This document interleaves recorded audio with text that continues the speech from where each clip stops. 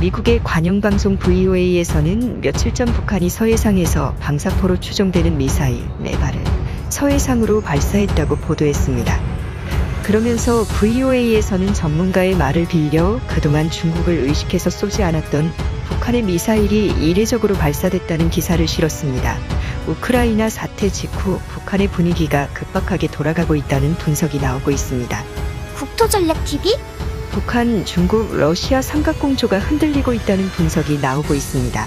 북한은 최근 유엔 총회에서 우크라이나를 침공한 러시아에 대한 규탄 결의안에서 반대표를 행사하였고, 기권표를 행사한 중국과 대조적인 입장을 보여 전문가들은 탄탄하게 엮여있던 북중러 삼각동맹 체제가 흔들리는 게 아니냐는 관측이 나오고 있습니다. 그뿐 아니라 최근 한국을 방문한 바 있는 마이크 폼페이오 전 미국 무부장관이 북한이 한국에 주둔 중인 주한미군에 관해 부정적이지 않다는 입장을 내비쳐 북한의 핵과 주북미군의 주둔 가능성이 거론돼 눈길을 끌고 있습니다. 그럼 상황이 어떻게 돌아가는지 살펴봅니다. 첫 번째, 북중 접경에 건설되는 콘크리트 장벽. 전문가들은 2021년 하반기부터 북한과 중국 접경 지역에 단단한 콘크리트 장벽이 세워지고 있다는 분석을 내놓고 있습니다. 이미 2020년 세계적인 질병 사태 직후 북한 중국 접경 지역이 완전하게 차단된 이후로 북중 장벽 건설이 검토된 것으로 알려져 있으나 본격적으로 추진되기 시작한 것은 우크라이나 사태로 동유럽 정세가 흔들리던 지난 2021년 하반기부터 본격화된 것으로 보이고 있습니다. 김정은은 스위스에 유학한 경험이 있어서 유럽 정세에 매우 밝은 편입니다. 그뿐 아니라 북한은 유럽 각국의 대사들을 파견해서 외교 활동을 벌이면서 북한의 가장 큰 외교가 이루어지는 대륙이 바로 동유럽 일대 지역입니다. 때문에 최근 동유럽에서 일어나는 정세들을 면밀하게 들여다보고 있으며 러시아의 우크라이나 침공, 또 벨라루스와 폴란드 국경 사이에서 발생하는 사태들은 북한을 염려하게 하고 있는 상황입니다. 대한민국은 북한과만 접경을 하고 있으나 북한은 위아래로 세계 2위의 경제대국인 중국, 세계 2위의 군사강대국인 러시아, 밑으로는 세계 5위의 군사강국인 대한민국과 국경을 접하고 있기 때문에 신경이 매우 곤두서 있는 상황입니다. 특히 중국과 러시아 국경은 동유럽처럼 그대로 육지로 이어져 있어서 최근 동유럽의 EU 회원국들과 러시아, 벨라루스 국경 사이에서 벌어지는 일은 그대로 북한에 적용해 볼 수 있는 사건들입니다. 특히 최근 발생한 우크라이나 사태뿐 아니라 폴란드와 벨라루스 국경 난민 사태는 북한에겐 매우 큰 이슈입니다. 현재 벨라루스는 폴란드의 시리아 난민들을 억지로 국경으로 밀어넣어서 폴란드의 국경을 무력화하고 있고, 러시아의 우방국인 벨라루스와 나토의 회원국이자 최근 미국의 군대를 받아들인 폴란드가 서로 국경지대를 두고 기싸움을 해서 언제라도 러시아 벨라루스 연합군이 폴란드로 밀고 들어올지 모르는 상황입니다. 이것은 자연스럽게 북한에겐 공포감으로 여겨지고 있는 상황입니다. 중국이나 혹은 러시아가 북한의 국경이 강제로 군대를 밀어넣을 경우 폴란드처럼 약한 국경지대가 있다면 그대로 뚫려 평양까지 중국이나 러시아 군대가 진격해서 쿠데타를 일으켜 북한 정권을 친러시아, 친중 정권으로 바꿔놓을 수 있는 것을 김정은은 매우 우려하고 있습니다. 김정은은 스위스 유학파에 지난 미국 트럼프 대통령과 세 차례나 정상회담을 가질 뿐 아니라 미국 NBA 농구 스타 데니스 로드먼의 골수 팬일 정도로 외형은 무뚝뚝한 공산주의 독재자이지만 내면에는 미국 문화와 서방 문화에 빠져든 사람임을 이미 중국, 러시아 정보당국은 파악하고 있는 상황입니다. 때문에 최근 김정은 정권은 러시아보다는 중국을 매우 경계하는 상황입니다. 중국이 최근 연일 한국전쟁 당시 중국 인민해방군을 북한에 보냈다는 영화를 여러 차례 방영하고 있기 때문입니다. 이것은 북한에게 그다지 달가울 만한 소재가 아닙니다. 최근 시진핑 정권은 북한과 중국을 연결하는 핵심 군부 세력인 중국 북부 정부의 심양군구의 군부 세력을 기존의 친평양 세력에서 친시진핑 세력으로 모두 물갈이를 한 상황입니다. 과거 중국의 주요 군벌 세력인 심양군부는 평양의 주요 무역 루트를 중국과 연결해주는 일종의 북한의 핵심 자금줄이었으나 시진핑 정권이 쿠데타를 우려해서 축출해버린 것입니다.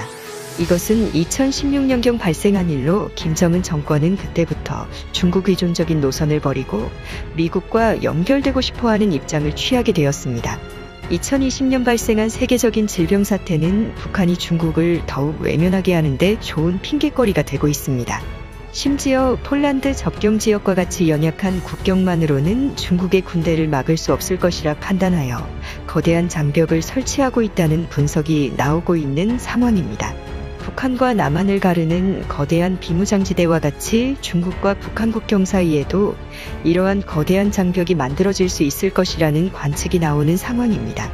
일각에서는 이러한 모습이 탈북자들의 탈북을 더욱 어렵게 하고 있다는 우려가 나오는 상황이며 돈주들의 자금줄이 되고 있는 속칭 한라혈통, 즉 남한에 탈북자가 있어 자금줄이 남한에 있는 이들의 돈줄이 모두 막혀버릴 수 있다는 우려도 나오고 있습니다. 두 번째, 주북미군 주둔 가능성. 마이크 폼페이오 전 미국 국무부장관은 최근 VOA와의 인터뷰에서 현재 북한 김정은은 주한미군이 북한의 전략적 이익에 부합한다는 충격적인 발언을 해 주요 언론들이 대서특필하고 있는 상황입니다. 이 말은 현재 북한이 미국을 주요한 적국으로 인식하고 있는 것이 아니라 중국을 주요한 적국으로 인식하고 있다는 것을 폼페이오 전 장관이 밝힌 것입니다. 때문에 그는 북한이 핵을 포기하는 대가로 다른 옵션과 논의 등이 필요하다는 입장을 밝히고 있는 상황입니다. 때문에 최근 미국 주요 매체와 싱크탱크에서는 북한의 한미연합에 포함 주북한 미군 주둔 가능성을 언급하고 있는 상황입니다.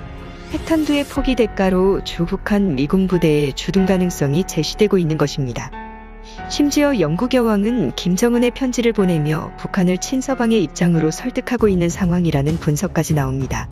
지난 2021년 영국 여왕이 북한 정권 수립 73주년을 맞아 김정은 위원장에게 편지를 보낸 사건이 있었습니다. 그 당시 한국의 영국 퀸 엘리자베스 항공모함이 한반도에 파견돼 있었던 상황이었어서 항공모함은 북한을 타겟으로 보낸 것이 아니라는 뉘앙스의 메시지를 보낸 것으로 해석되며 북한을 서방의 대중국 압박 전략에 참여시키고자 한다는 영국 여왕의 의지가 있었던 것이라는 해석이 나옵니다. 북한이 핵포기의 대가로 서방이 내세울 수 있는 조건은 주북한 미군의 주둔이라는 분석이 나옵니다. 일각에서는 어떻게 최악의 인권 탄압 국가인 북한에 미군이 주둔할 수 있느냐는 의견을 내고 있으나 이미 미국은 사우디아라비아에 미군을 주둔시키고 있습니다. 사우디아라비아는 국제인권조사단체 프리덤하우스에서 조사하는 세계 인권지수에서 최악의 7개 국가 중 북한과 함께 사우디아라비아가 포함돼 있을 정도인 나라이지만 지정학적 특성상 미군의 주둔이 이뤄지고 있는 상황입니다. 북한은 베이징을 전면 타격할 수 있는 나라로서 마치 러시아 모스크바 턱 밑에 위치한 우크라이나와 흡사한 위치의 나라입니다. 만약 북한의 주북미군이 주둔하기 시작한다면 가장 확실한 대중국 압박 전략이 될 수 있을 것이라는 관측이 나옵니다. 다만 중국은 자국민의 군대와 마오쩌둥의 아들 마오아닝을 희생시켜서 가면서까지 한국전쟁 당시 북한의 친서방화를 막아섰던 나라입니다. 지난 2018년 북한에서는 중국의 대미 강경론을 주장하는 중국 싱크탱크 인사들이 북한에서 버스 사고로 수십 명의 중국 인사들이 저세상으로 가는 사건이 발생한 바 있습니다. 그들은 북한의 핵을 이용해 미국에 맞서야 한다고 강력하게 주장하는 인물들인데 의문이 교통사고가 생긴 것입니다. 일각에서는 이 사건에 의문을 품기도 했습니다. 당시 김정은은 중국 대사관을 방문할 뿐 아니라 눈물을 흘리는 오바스러운 모습을 보이면서 사건을 소습하려 했습니다. 주북한 미군이 들어서기 위해서는 반드시 북중 접경에 강력한 국경이 필요한데 지난 2020년 발생한 세계적인 질병 사태로 인해서 북한과 중국 사이에 거대한 콘크리트 장벽이 들어서고 있는 상황입니다. 이러한 장벽은 자칫 북한의 급변 사태가 발생한다고 하더라도 손쉽게 국경을 넘지 못하게 하는 요인이 될 것이라는 관측이 나옵니다. 세 번째, 김정은의 정권이양과 민주화 선언. 북한이 북한의 미군 주둔을 허용해주게 된다면 시간을 좀 더 거치게 되면 북한의 위로부터의 민주화가 이뤄질 수 있을 것이라는 관측이 나옵니다. 북한의 미군이 주둔하기 시작하면 자연스럽게 북한 주민들의 서구 문화의 개방화가 이뤄질 것이 자명한 상황이며 이는 자연스럽게 정권의 위협이 될 수 있습니다. 때문에 김정은이 쌓아둔 재산과 지위를 보호받기 위해 파격적인 협상이 진행될 것이라는 분석이 나옵니다. 주된 협상 내용은 김정은의 지위와 안전보장, 그리고 그가 쌓아둔 재산을 보호할 수 있는 방안입니다. 바로 김정은의 모나코 프로젝트입니다. 원산과 같은 독립적인 지역에 모나코와 같은 특별 행정구역을 만들어서 김정은의 퇴위 후 거주가 가능한 도시를 특별구역으로 만들고 특별 면세구역으로 만들게 된다면 성공적인 권력 이양과 남북한의 통일이 가능해진다는 시나리오입니다. 김정은은 현재 세계 부자 지도자 랭킹 3위에 해당하는 것으로 알려지고 있습니다. 부유층 조사기관 셀러브리티 넷월스에 따르면 스위스, 리히텐슈타인, 룩셈부르크와 같은 전 세계 200개 이상의 외국은행 계좌에 입금된 금융자산을 파악한 결과 김정은과 그 가족들은 약 6조 원 규모의 재산을 가지고 있어 전 세계 지도자 중에 3위 수준의 재산을 보유한 것으로 밝혔습니다. 세계 랭킹 4위는 김정일로서 2011년에 사망했으나 2013년 기준으로 약 5조 원 규모의 재산이 등록돼 있다고 밝혔습니다. 김씨 부자 통틀어 알려지지 않은 자산까지 합치면 세계 제1의 부호일 수 있을 것이라는 분석이 나옵니다. 이 때문에 김정은이 책임지고 민주화를 선언하고 물러나게 되면 모나코와 같은 세계에서 가장 작은 그의 부와 가족, 측근들을 유지할 수 있는 작은 도시국가 정도는 필요할 것이라는 관측이 나오고 있습니다. 그 중에서 가장 유력한 곳은 그가 태어난 원산시입니다. 원산시는 한반도에서 가장 기후가 좋은 도시로 알려져 있고 아름다운 해변 그리고 김정은의 요트 정박장, 비행장까지 구비돼 있어서 그가 통치하기에 알맞는 도시국가를 만들 수 있을 것이란 관측이 나옵니다. 그렇게 되면 한반도의 동해안에 자리 잡았던 고대 왕국 중 하나였던 동해 옥저왕국에 이은 또 다른 소국가가 한반도에서 탄생할 수 있을지 주목됩니다. 과연 북한이 핵을 포기하고 미군을 받아들이고 체제 보장을 이뤄낼 수 있을까요? 국토전략TV 오늘은 이것으로 마치겠습니다. 시청해주셔서 감사합니다.